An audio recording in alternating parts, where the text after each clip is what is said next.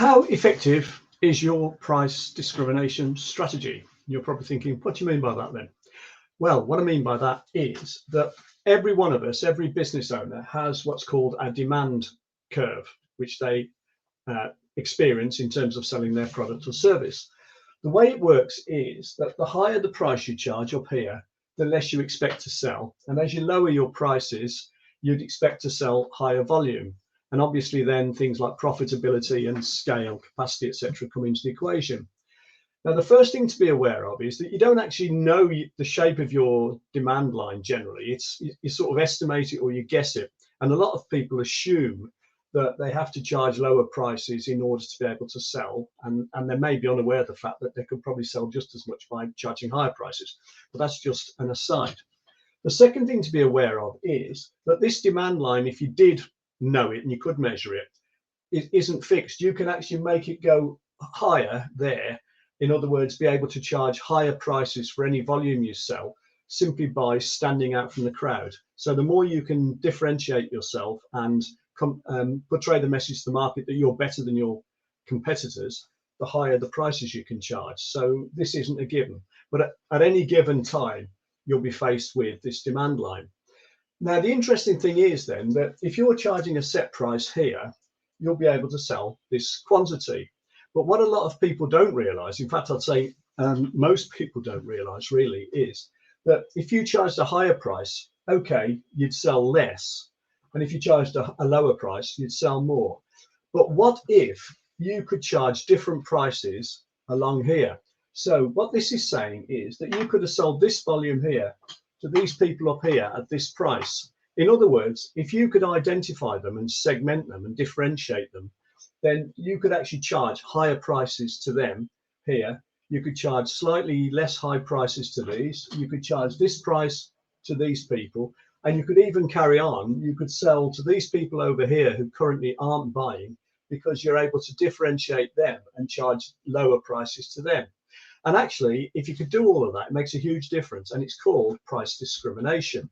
Now, this area here is consumer surplus. And what that means is that if you don't price discriminate, you're charging this price, and all these people over here who would have paid more for this product or service are getting it at this price. And it's a term, therefore, it's called consumer surplus. They're getting that for nothing.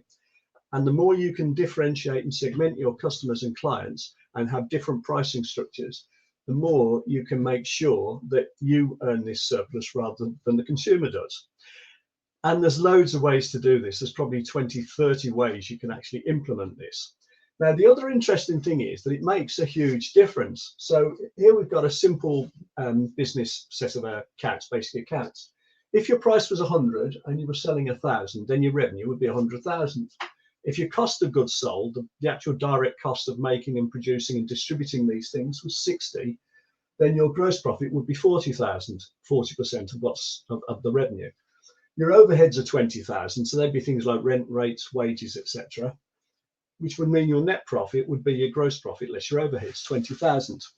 If by doing this and by standing out from the crowd, you could charge on average 10% more because you're discriminating, and you could sell more volume because one, you're targeting packages aimed at these people, lower prices, maybe lower cost as well for you, lower volume, and you're standing out, so you're making your demand line rise. If you could get your price 10% higher and your volume 10% higher here, then your revenue would go up to 121,000 instead of 100,000. The very act of getting your average price higher would also increase your gross margin. So it would therefore increase your gross profit, and it would automatically go up to 55% on these numbers. And you could probably get it higher than that by looking at your variable costs and various other strategies. But even just staying there, your gross profit would now go up to 55,000. You've still got the same overheads, but your bottom line net profit would go from 20,000 to 35,000. So just having these simple strategies in place makes a huge difference for any business. Now, obviously, every business's numbers are different. Of course they are. However, this sort of effect would actually be true in any business. And the interesting thing is I can just look at your accounts and see whether there's potential to do this. And if so, what actual difference it could make. And I can show you the numbers. So if you're ever interested in that, just message me or make some sort of comment. So there you have it. If your price discrimination strategy is as effective as it could be, you could make a huge difference to your bottom line profit. I would suggest that a great many business owners certainly don't really do this, and if they do, they don't do it properly. So very interesting area. Hope you found that useful and you can implement it.